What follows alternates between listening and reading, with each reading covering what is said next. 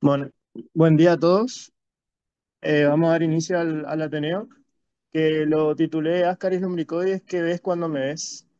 Soy Méndez Diego Ignacio, residente de tercer año de la Residencia de Bioquímica Clínica del Chaco, y esta rotación se corresponde por mi paso por el sector de parasitología del Laboratorio Central.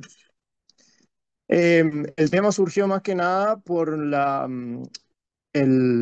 dificultad por ahí de reconocer ciertas estructuras, más que nada en el caso del Ascaris, en cuanto a la variedad que puede presentar. Y entonces, en cuanto al contenido de la clase, vamos a tener una pequeña introducción del tema,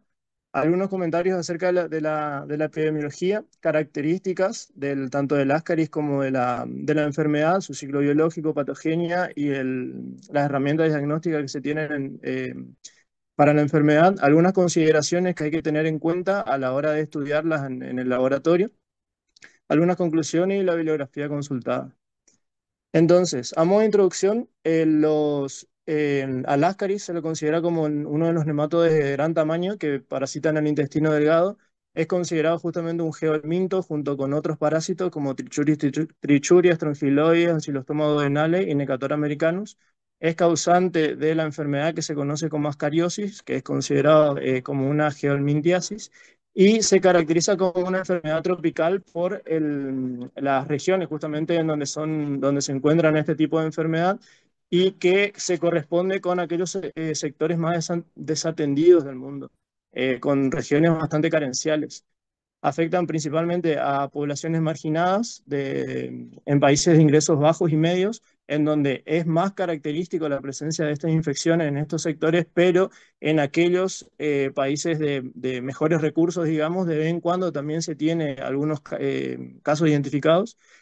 El contagio de este se da, como dije, un geoelmiento, va a estar relacionado con la tierra contaminada con materia fecal, de tal manera que aquellos alimentos, el agua,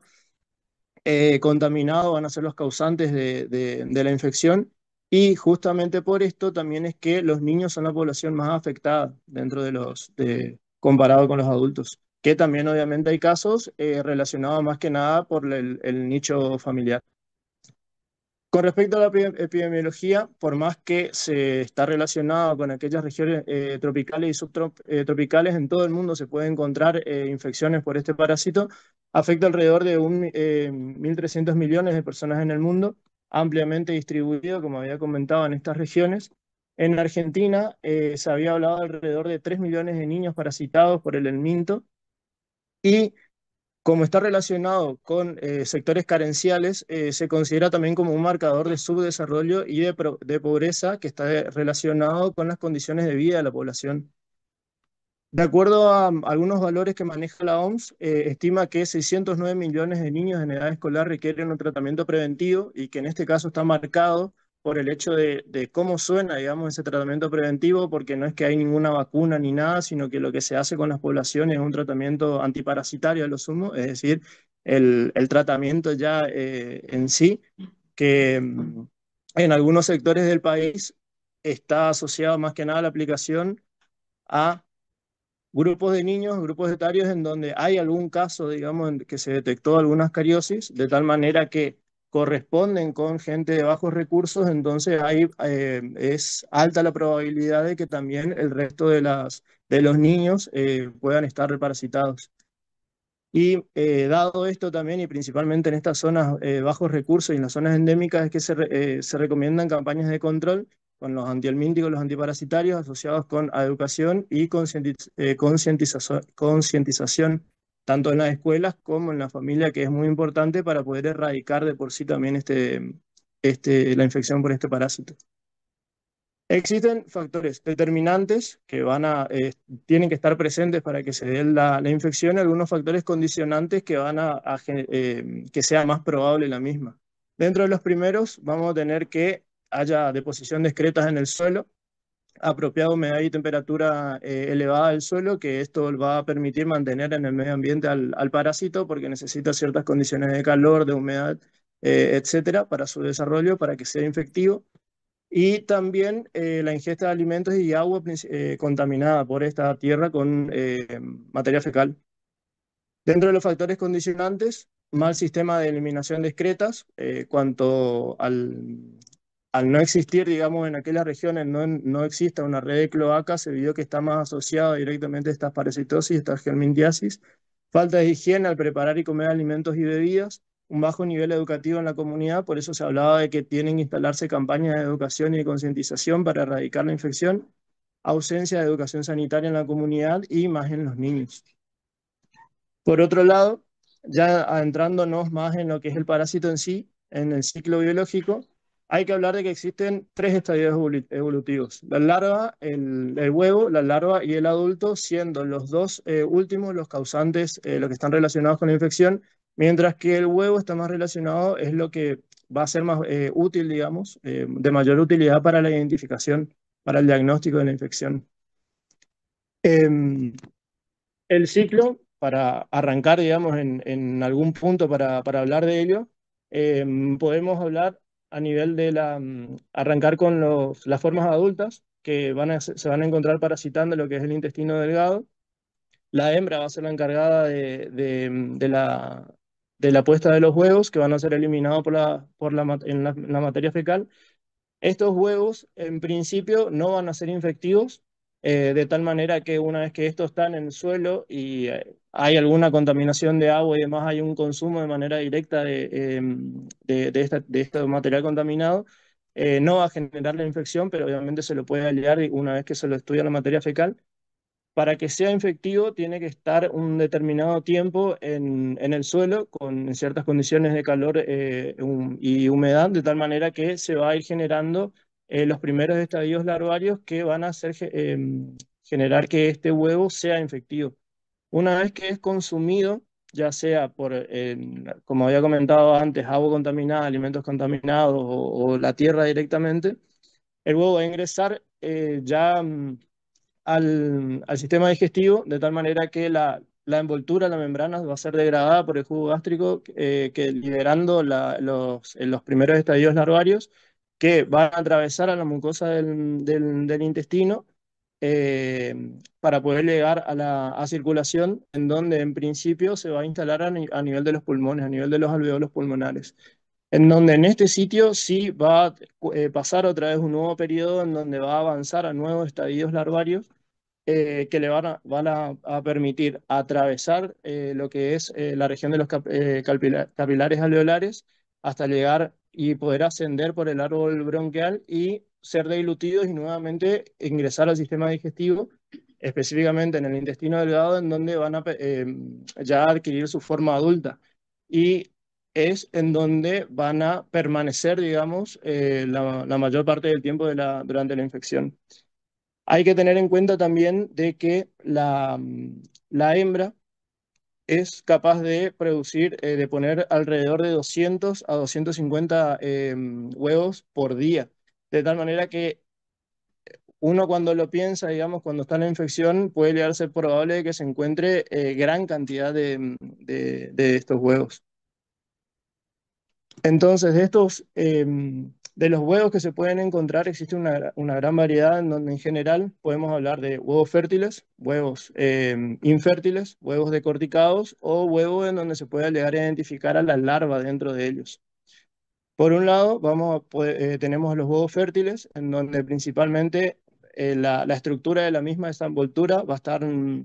formado por una capa externa albuminoide, que es lo que se conoce generalmente como estos mamelones, que es lo que puede llegar a llamar más la atención una vez que se observa algo parecido, digamos, en el microscopio. Una capa media y una capa interna vitelina, que es la que le da presenta un color marrón, pero principalmente por los pigmentos biliares. En este caso podemos llegar a observar alguna variedad con la que nos podemos encontrar de huevos fértiles, en donde en este caso se puede ver a un huevo amelonado ya en las primeras etapas de segmentación, en donde en todos los casos se ven la materia fecal fresca, digamos, sin ningún tipo de tinción. Esta es la coloración característica que se va a ver en el microscopio. Por otro lado, tenemos a los huevos fértiles decorticados, en donde ya no se va a ver esta capa externa, esta membrana externa mamelonada, una capa más lisa que puede llegar a ser transparente y a la hora de observarlo al microscopio puede llegar a llamar una refringencia también. No esos característicos mamelones como hablamos antes, pero con cierto contenido que da idea de que se trata de un huevo fértil, digamos, como por ejemplo en este tercer caso, que es un embrión con una segmentación avanzada que se puede ver cómo está mucho más compacto, digamos, en el interior del huevo. Por otro lado, también nos podemos encontrar con huevos infértiles que comparado con los fértiles presentan otra forma. Los huevos fértiles presentaban una estructura un poco ovalada, en este caso son alargados, en donde también nos podemos encontrar con formas mamelonadas, en donde esos mamelones ya presentan mayor variaciones, digamos, en cuanto a forma y en cuanto a tamaño. Y lo característico también para poder reconocerlos como infértiles es que el contenido de estos huevos van a presentar ciertos gránulos que al microscopio va a ser notoria la refracción, pues se va a tratar de gránulos refráctiles. Como podemos ver, en la mayoría de los casos son huevos alargados. En los tres de arriba se pueden ver como una cierta membrana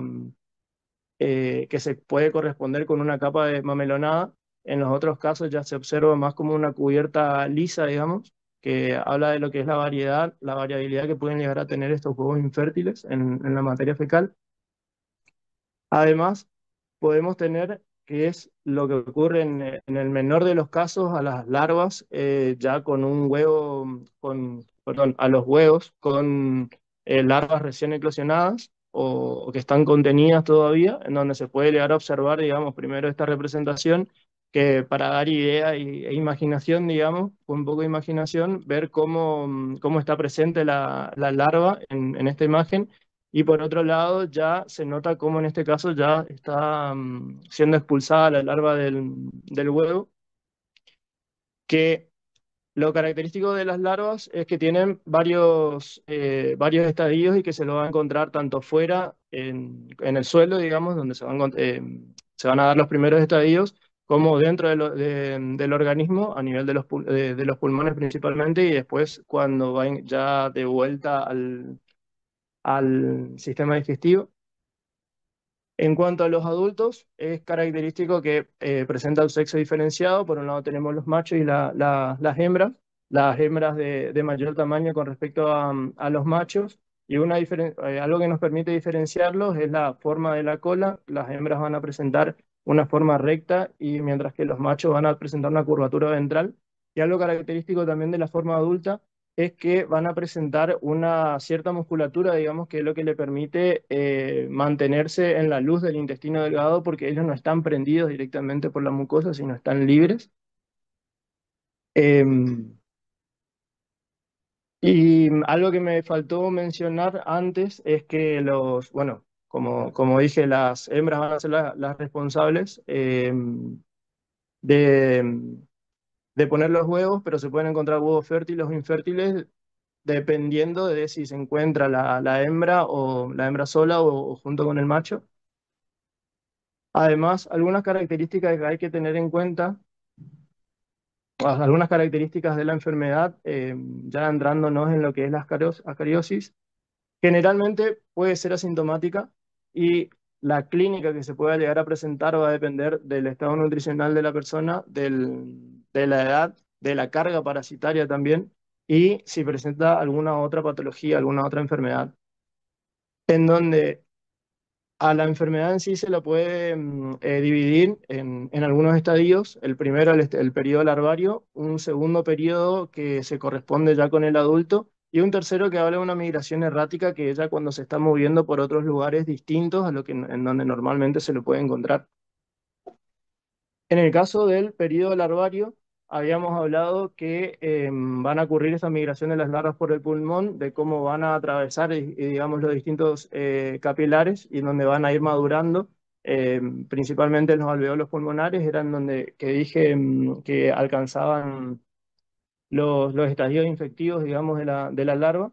y que a medida que va entre que adentrándose en el pulmón y después en su salida se va generando distintas rupturas de capilares, distintas rupturas de los alveolos que van generando micro hemorragias y microlesiones, en donde a este proceso, digamos, esta movilización de los huevos larvados y de las larvas es lo que se le conoce como ciclo de los.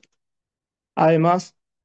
se generan durante todo este procedimiento, durante esta movilización del parásito, se generan la liberación de distintos antígenos que van a generar la respuesta del organismo, generando llevando a una hipersensibilidad de tipo 1.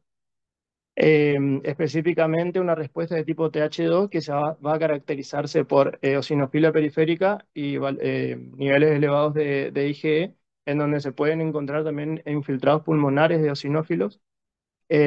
y que principalmente a este periodo eh, está asociado con una sintomatología pulmonar, en donde el paciente puede presentar tos, puede presentar expectoración, disnea, hemoptisis, dolor torácico, y que a esta eosinofilia, digamos, junto con la clínica, se la conoce también como síndrome de Loeffler. Por otro lado, ya en este segundo periodo, que se corresponde más con la acción que puede llegar a ejercer los adultos, recordemos que estos no se encuentran adheridos, digamos, a la mucosa ni nada, sino que se encuentran en la luz del intestino, pero de igual manera tienen una gran variedad de mecanismos por los cuales pueden llegar a generar acciones patógenas, acciones mecánicas, exfoliatriz, irritativa, inflamatoria, traumática, que todo esto va a llevar va a ser el causante de la clínica en los chicos,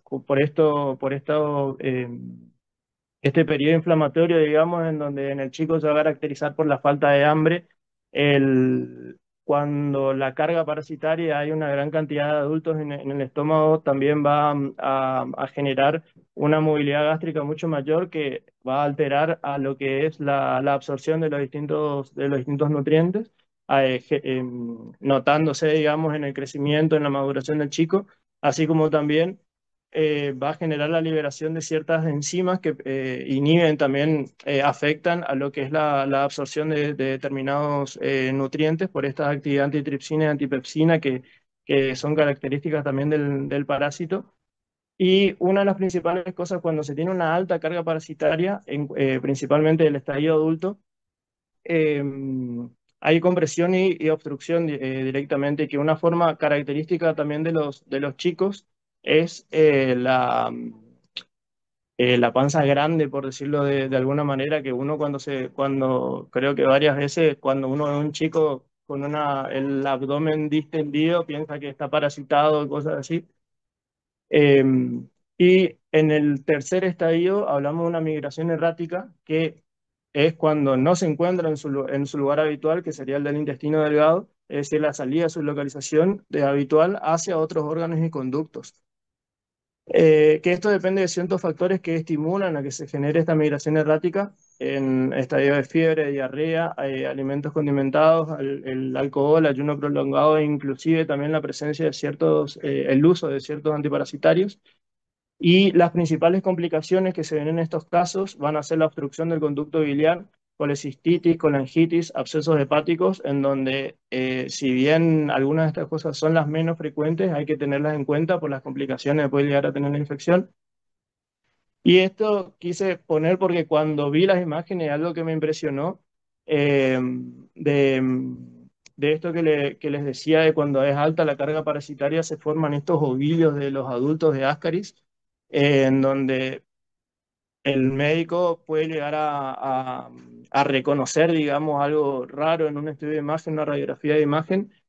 Después esta segunda imagen que se corresponde con el apelotonamiento de los ascaris en un segmento del intestino, que se puede ver, digamos, que hay alguna masa sólida dentro. Ya en cirugía, cuando están extrayendo los distintos adultos de los ascaris, en el caso de la cirugía también es por ahí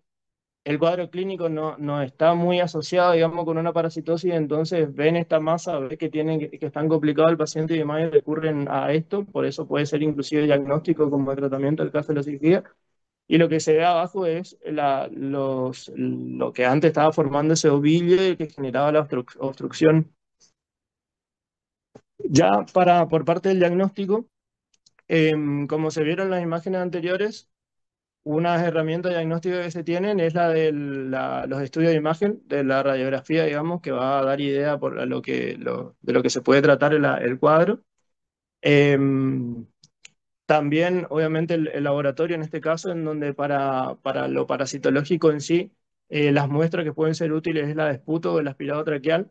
o en este caso principalmente la materia fecal, en donde se va principalmente a trabajar con un seriado. Además, otra cosa que me faltó comentar anteriormente es que es característico que en los chicos, por ahí cuando tienen una alta carga parasitaria, vomiten, inclusive en el vómito se puede encontrar a la forma adulta del parásito. Y ya de lo que corresponde en sí al examen, al parasitológico, en el central se trabaja con el seriado más un escobillado anal, en donde las indicaciones que se le da es que para este seriado tiene que juntar durante 7 días todas las veces que vaya de cuerpo. No necesariamente tiene que ser esos 7 días de una semana. Si entre un lunes y el lunes y miércoles, por ejemplo, el martes no fue, tiene que juntar el del lunes y el del miércoles, que se corresponde con 2 días recién.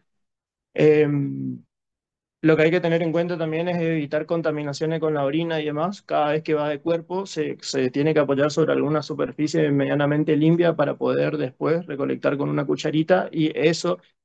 colocar en el frasco que se le dan en el laboratorio. Y algo importante es que el paciente no tiene que estar bajo tratamiento antiparasitario y que en caso de que lo esté, se tiene que esperar 20 días después del tratamiento para poder empezar a recolectar recién la muestra, la materia fecal.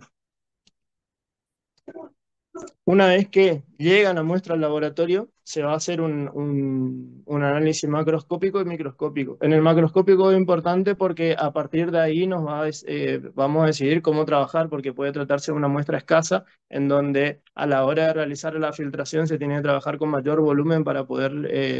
aumentar la probabilidad de encontrar a los parásitos. Y ya en el microscópico la manera en que se trabaja es de la materia fecal, lo que hace es homogenizar bien, destruir, digamos, aquella materia fecal de gran tamaño,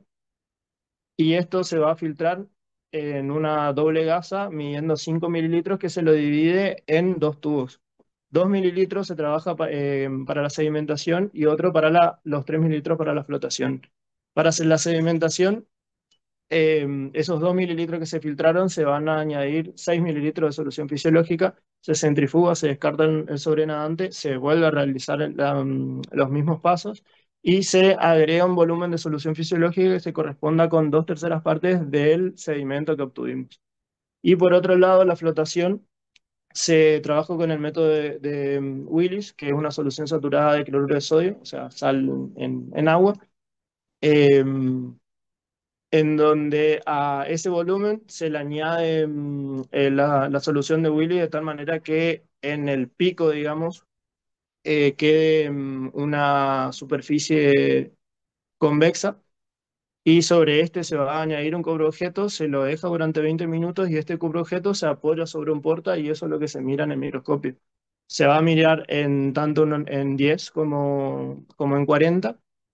Y lo que hay que tener en cuenta para ver qué vemos por un lado, tipo en la sedimentación o en la flotación, es la densidad del parásito que estamos buscando, de las estructuras que estamos buscando. Ya que, como dije, hay variedad en cuanto a los huevos. Tenemos huevos infértiles y huevos fértiles. Los infértiles son un poco más pesados, sí, más densos que los fértiles. Eh, y uno se puede llegar a preguntar dónde buscarlos. Hay que buscarlos en los dos lugares. Generalmente se empieza mirando la flotación y posteriormente al sedimento. Y si se vio algo en la flotación, se busca y se busca y se busca en el sedimento para encontrar lo mismo también. Y en cuanto al informe de los mismos, como dije, se observan en 10 y en 40, pero en el caso de los helmintos, se informa, mejor dicho, en 100 por, y dependiendo del tamaño de los mismos, ahí está, acá se hace.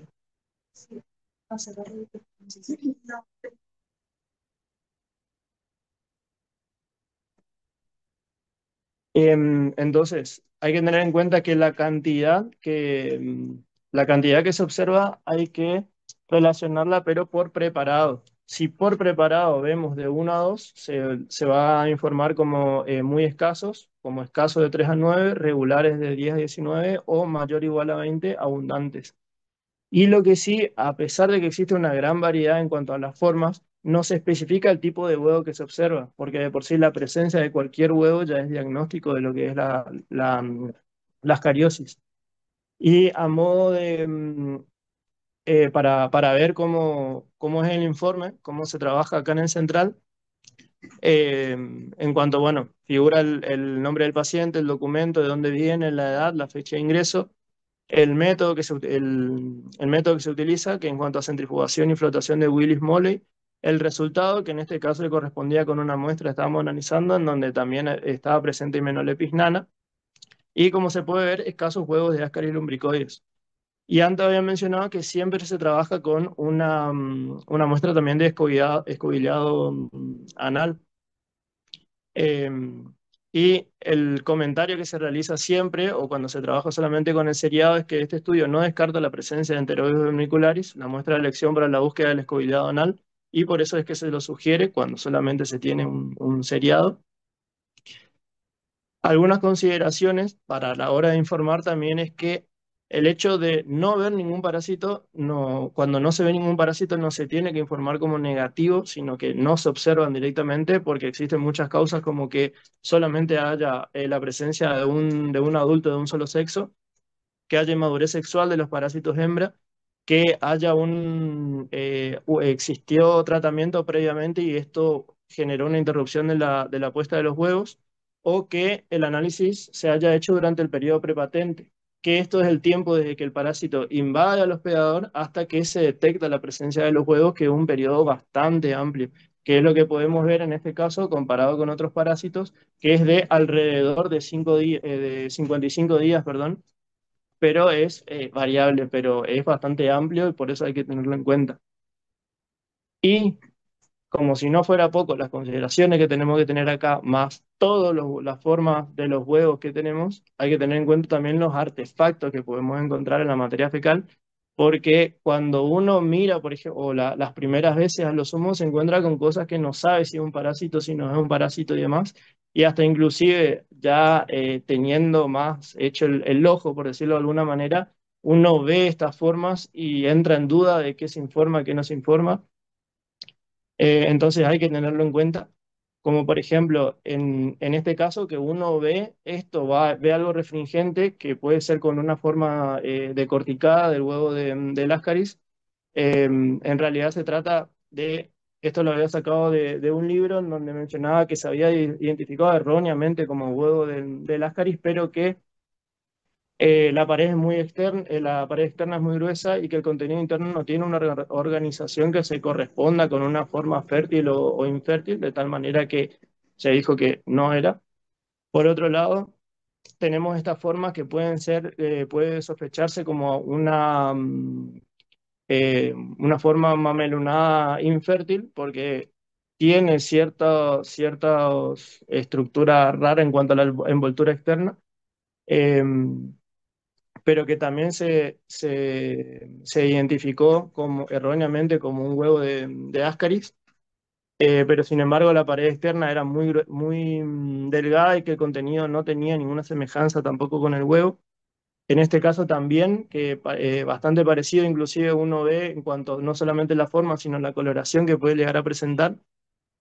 En este caso asociaron que se podía corresponder con alguna forma de los nematos de vida libre. Por este otro lado,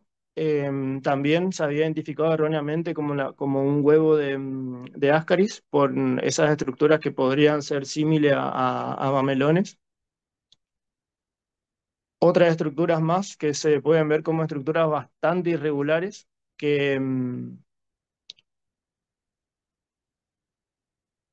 también se llegaron a un diagnóstico erróneo. Y como conclusión de esto, es importante tener en cuenta la epidemiología, que está más relacionada, digamos, con aquellos sectores de bajos recursos, en donde ausencia de cloacas y demás, eh,